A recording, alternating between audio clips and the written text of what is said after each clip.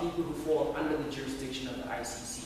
If you're not a signatory to the Rome Statute, then the ICC has no jurisdiction, in fact, no business even looking at what's going on in your country. However, in instances where the UNSC, along with the majority membership, decide that they want to give you power to look into that, in much the same way as they can give NATO power to go into Libya, then the ICC will have a right to look into it. But generally, if you're not signatory to the Rome Statute, then we don't touch you as the ICC. You're basically immune. That's why George Bush is still out of prison. Now, ICC, independent or reasonable cause, okay, that's all right. Of course, we're referring to okay, now, most importantly, and this is one of the biggest fallacies, right?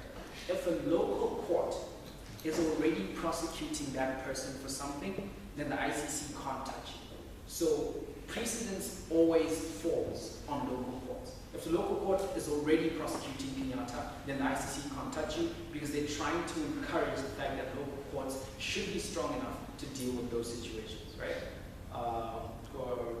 Right, then, a couple of examples. Uganda and like the Lord's Resistance Army. DRC, Thomas Lubanga saga. Central African Republic and the Bemba Gombo thing, right? Those three states came before the ICC because people within that state referred them to the ICC. So, opposition to the rebels within the state said, look, ICC will have problems coming. Or the state itself said, ICC, these guys are fighting us, come in and help us. Those three, right? Kenya, Libya, and Sudan were investigated due to the other thing I spoke about, where the chief prosecutor has been given reasonable information to believe that there are human rights violations or war crimes or whatever going on within these states, right? Talk a bit about al-Bashir, right? Now the beef between African states and the ICC was like sort of exacerbated with the whole al-Bashir thing, right? It was clear that al-Bashir was like massacring his people and there were all these human rights violations. However, the African Union decided to get together and they sent the ICC a memo and said, look ICC, like we don't know what your business is, you're after us, so can you please leave al-Bashir alone? So the difficulty with the ICC now is, because they've been given reasonable cause to investigate, they have a fundamental duty to investigate. But now African states have asked them to leave it alone. The question was, what should the ICC do? The ICC decided that it was going to investigate, and it investigated him, it indicted him, so this pissed off the African leaders. Right? Like, I'm telling you all of this because I'm trying to just like brush away some of the random myths that usually occur when it comes to the ICC. All right. So let's look at, in terms of Bahrain, in terms of, what's that other state? I can't remember its name, right? Where there were also like mass human rights violations. I'm giving you examples now of countries that aren't signatory to the Rome Statute that had all these human rights violations that people often name, but countries that the ICC couldn't touch because the UNSC didn't give it power to, or because they weren't part of the Rome, they were signatories to the Rome Statute. So there are a number of countries that had human rights violations, like the former Yugoslavia and all of that, right? The ICC couldn't act because its hands were tied. Its mandate legitimately stopped it from acting in those circumstances. So, first idea, ICC apparently targets African leaders. Which states where the most human rights violations occur, which are signatory to the Rome Statute, should the ICC prosecute? Because the argument is, if you're a doctor, you treat the people who are ill. So if the most human rights violations are being perpetrated in Africa, then it only makes sense that the majority of your cases are going to be centralized in Africa.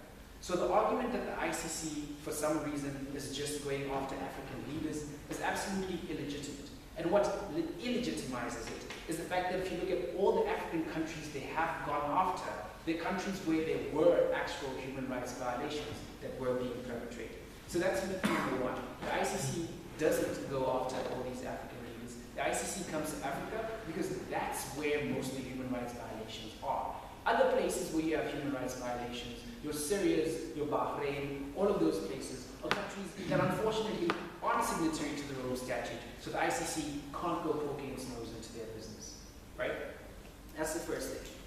So let's look at this metric that I set up and let's answer it. Is it governed by a strong constitution, clearly sets out functions, limitations, dictates procedure, and appointment of judges, right? Now, what the ICC Rome Statute tells you is that there needs to be proportionality with regards to the people who sit on the bench within the ICC, right? The way this proportionality is that the countries who have the strongest legal system get a majority of the judges on the bench, but not a majority by much.